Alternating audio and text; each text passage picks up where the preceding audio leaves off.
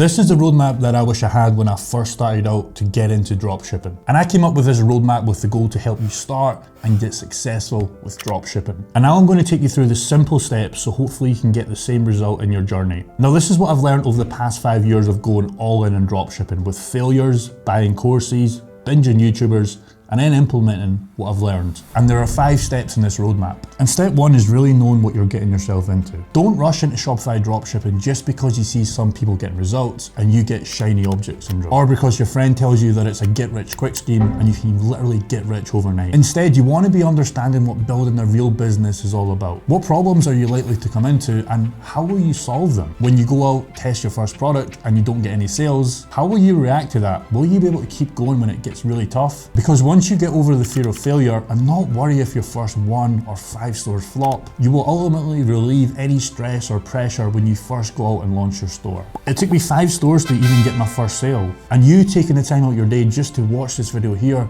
you're already getting yourself ahead and getting a massive shortcut. But if that first store flops, really don't be scared to go out there and go and rebuild and go again. Step 2, understand the process. Understand what makes a good converting store to what doesn't. Now when I launched my very first store, I honestly thought it was the best polished thing I've ever seen. And when a lot of people send me their own stores, I see a younger self than me. And what I really mean by that is your first store will most likely look like garbage, but because you spent a week on it, you will be blinded and you will think it looks like the next Apple, but in reality, it looks like a site built from 2005. So how do we go out and fix that and cut that shortcut? It's really as simple as going out there and mimicking big brands you already know. Or if you don't know any, come to Google and just start typing out products. So if your store looks like this, it ain't gonna work. So try looking at stores like this instead to follow and mimic. By doing this and mimicking top brands to look up for your own store, when it comes to the running ads bit, you will get sales much faster and not be sitting there clueless wondering why no sales are coming in. Step 3, be relentless. Now this step is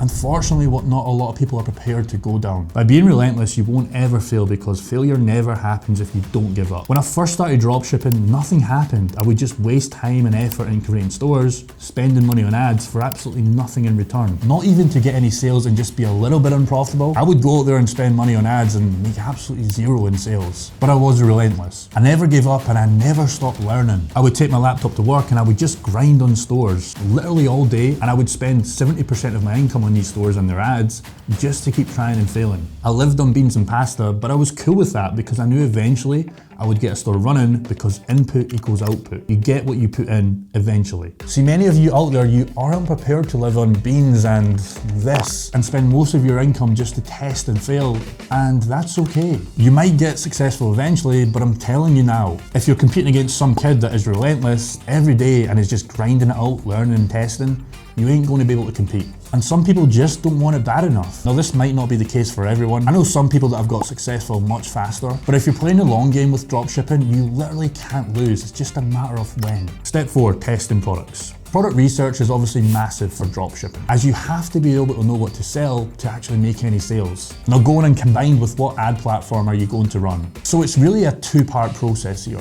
as without one or the other could result in a flop on your brand new store. I was always very keen into running Google Ads for running my products, and really that's all I've done, and that's really all I recommend for growing your stores. My first winning product that got me initial results was a teddy bear that was trending somewhat, and I added it to my crappy looking general store, and it immediately sold in a few hours after I launched the ads. Now this was all the proof I needed that I could make this work. All the pain in step 3 became worth it as I started to get 5, 10, 15 sales a day, and I was barely spending anything on ads. I just came in here with a unique image of the bear, and even with my crappy landing page and the design at the time, it was converting like crazy. Step 5 consists of taking what you did in step 4 and going out and repeating it. Because unfortunately with that bear being very seasonal, I'm not really selling any into March time with Google as it's mostly search based. My store almost became dead in the month and I had no other products selling at the time. So getting lucky won't really get you far as luck can only last so long. You need to be able to spot winners fast and be able to position them effectively on your store that solves your customer's problem and get them to buy without going elsewhere. Problem solving products are so key, and if you think about it, 99% of products actually solve some sort of problem. You now know the 5 steps to getting started with your dropshipping journey